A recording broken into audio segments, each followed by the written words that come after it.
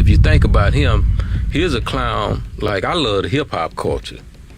I'm in love with the hip-hop culture.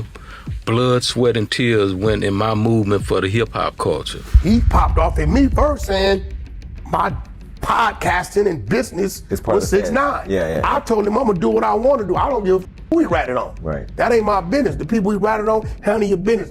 My homies ain't with him. I'm not telling him what y'all can and can't do, right? He's under my protection.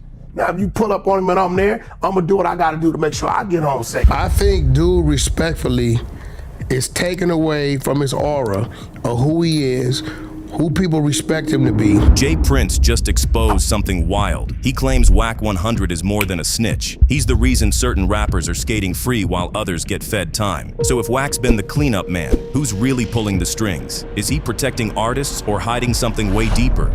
Now, if your ear's been down to the street lately, then it ain't news to you that Wack 100 name be tied to them feds. Sources say Wack 100 been snitching and part of the feds for years. Reason behind him, always getting tip-offs before the drama even hits the media. But Jay Prince didn't just say Wack's a snitch. He said he's the reason some rappers are untouchable. That's a whole different kind of power. And the first names to pop up? The Game, 6ix9ine, and Blueface. All three tight with Wack. All three somehow keep dodging bullets, legally and literally. So the real question ain't just is Wack a snitch, it's who's he protecting and what's he protecting them from. Take The Game, for example. That man been hit with lawsuits, scandals, and public beefs that could have wiped out his whole career. One judgment alone had him owing $7 million, but somehow he ain't fold. Why? Wack. Not just standing by him, but locking down Game's masters, controlling his royalties, and moving like he owned the catalog. That's not damage control, that's ownership. Wack didn't just help. He positioned himself as the gatekeeper to every dollar coming in. You want to sue Game? You gotta go through Wack. You want a cut of Game's music? Wack already got it split. And when folks called that judgment unfair, Wack played it loud, like he was protecting his asset, not just his artist. The original filing was like for like $1 million, $2 million.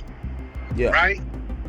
But for whatever reason, because the judge was feeling the way he was feeling, he bumped that shit up to like 5 million, 7 million, some crazy shit. So you gotta ask, was that loyalty or leverage? Cause it's starting to look like Wack don't just manage rappers, he owns the rights to their survival. Then you got 6ix9ine, the rainbow-haired snitch poster boy. After he folded in court, the whole rap game disowned him. Labels dropped him, OGs wouldn't touch him. His name became poison. He was finished until Wack stepped in, scooped him like he was on clearance, rebuilt his contracts, gave him a platform on Clubhouse, and even sent gas money when bro was broke. That wasn't business, that was resurrection. Wack didn't just revive a career, he dragged a pariah back into the spotlight, like the streets never marked him. No cosigns, no respect, just raw media manipulation and federal level protection vibes. And still, 6ix9ine been moving untouched in cities that should have ended him. And when Jay Prince called it out months back, Wack didn't flinch. He doubled down, said 6ix9ine was his guy and he'd protect him. He popped off at me first saying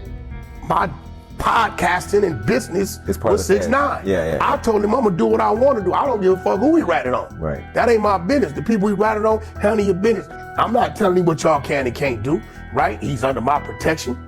Now, if you pull up on him and I'm there, I'm gonna do what I gotta do to make sure I get home safe. Now that ain't loyalty, but a chess piece getting moved by someone who knows where the bodies are buried. And then there's Blueface, Wack's walking headline. Fights, arrests, restraining orders, viral embarrassments. It's like dude got a subscription to drama. Week after week, there's chaos. But what's wild? Wack always beats the story to the streets. Before the footage drops, before the charges stick, he's already on Clubhouse saying, it ain't that deep. He's not reacting. He's pre-spinning, like he got the court schedule ahead of time. Every time Blueface catches heat, Wack's got a mic in hand, redirecting blame, minimizing damage, keeping it off the front page. That's not just PR, that's a shield with a scanner. And the streets noticed. When it came out Wack was working with 6ix9ine, Blueface didn't blink. No outrage, no fallout, just silence. Why? Because maybe he knows who's really keeping the wolves off him. When you found out that Wack was working with 6ix9ine, what was your original reaction? I don't even know how that happened, to be honest with you, but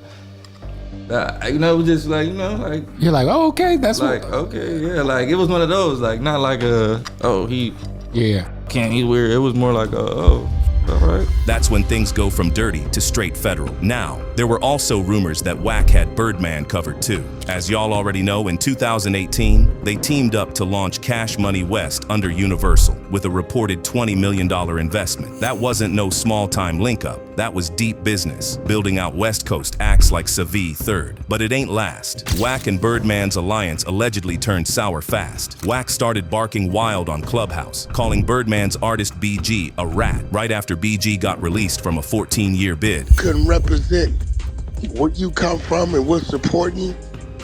So now I got to cut you. Yeah, he biting the hand, huh?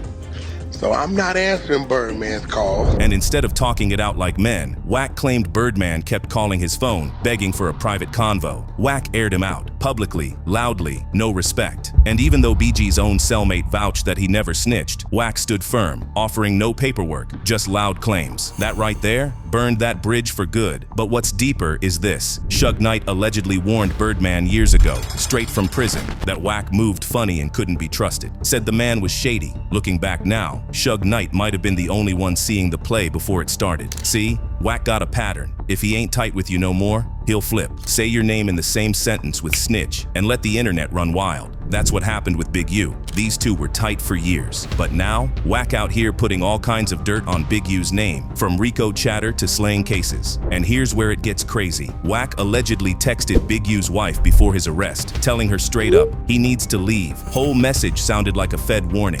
All right, so yeah, after you got that message, after you got the message, you hit up Big U's wife. You said, sis, 911. One sec, let me get Solo. And you gave him a heads up. What I tell him? You said, one sec, let me get Solo. He needs to leave. Bad. In caps, all caps. He needs to leave. I said so bad, right? Yeah, full bad. And not long after, Big U got hit with a federal case. So how Wack always got the drop like that? How does he always know what's coming before it drops? You can't blame folks for asking if he plugged in with the feds. Then came the Rayshawn Williams case, a high school football player who died under suspicious circumstances. Wack, out of nowhere, gets on Clubhouse and says Big U's DNA was found under Rayshawn's fingernails. If anything, it's alarming him because there's a good chance he probably didn't know that his DNA came back up under that boy's fingernails. So if y'all want to say Wack and 600 did anything, you can probably say we're alarmed. Now pause. That ain't info the streets just got like that. That's sealed investigation material. You only know that if somebody on the inside told you, or if you are on the inside. And 2 days after Wack dropped that info, the feds scooped up Big U. Timing, too tight to be a coincidence. Now imagine you're Big U. Someone you used to rock with just aired out evidence publicly that connects you to a case. What kind of man does that? But here's the crazy twist. Right before Big U turned himself in on the Rico case, he went on video and called out Wack 100, accusing him of working with the FBI. And I just want to say this to y'all. When they raided my houses and my property, they was asking about Wack. Wack, loose cannon, 600, and this internet stuff. Wack's always running his mouth on Clubhouse. That's his battleground. And every time he's got a mic, he's tossing out snitch labels like Halloween candy, Gunna, BG, even industry names with no official charges. If they ain't tight with him, he coming for them. Said Gunna had a 2-hour interrogation video, threatened to leak it. But guess what? He never dropped it. Just kept running his mouth like always. I'm gonna give you some time. I don't know, 24 hours, 12 hours. 5 hours, 6 hours, 1 hour. I don't know. I'm gonna give you some time though, Gunna, for you to go ahead on and confess. Same thing he did with BG. Same with half the folks he calls rats. No receipts, just noise. And that's the trick, right? When Wack gets loud, folks stop looking at him. It's misdirection, smoke, and mirrors. The man screams rat while moving like one. And let's talk wiretaps. Real court documents allegedly mention Wack's name multiple times. In one 2022 federal wiretap, members of the Rollin 60s were caught discussing how they wanted to lay hands on Wack. Said he was a problem. Too many people trying to touch him, but he never gets touched. And legally, not a scratch, which only got people thinking harder. Why is he always in the middle of drama, but never on the paperwork? This got folks digging even deeper. Back in 2005, Wack and his brother got caught in Texas with illegal guns, both convicted felons at the time. That case dropped quietly, and Wack moved around from jail to jail, federal facility to federal facility, then released. No clear reason, no trial, no charges. That's when people started whispering. Maybe he flipped way back then. Maybe that's when he got in bed with the feds. Cause from that point on, Wack moved different. Popped up in LA not long after, suddenly rubbing shoulders with Death Row and Suge Knight, and climbing fast without ever getting touched. Too fast, too smooth.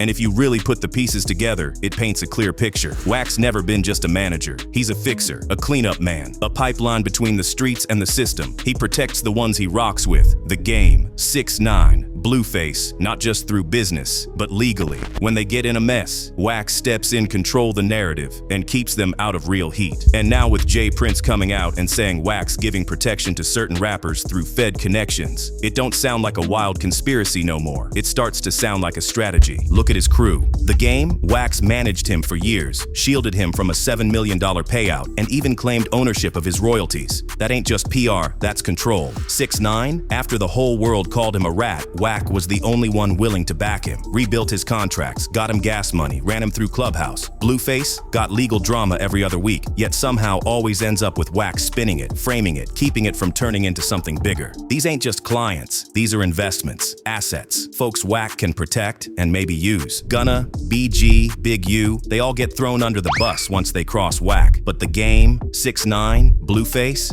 untouchable. If you're useful to him, you get saved. If not, he lets the wolves eat you. And trust the online community, it's been loud. One dude put it plainly saying, Rat 100 is a professional storytelling snitch. Another hit hard, saying, you could tell Wack was working with the feds cause he talks too much. Lesson learned, stay away from people who gossip. If Wack been working with the feds, and he's picking who to shield and who to expose, that makes him a power broker. Not just in hip-hop, but in the shadows behind it. If J Prince cracked the door, who's the one Wack still hiding in the shadows? Cause when that name drops, it won't just shake hip-hop, it might bring the whole tower down.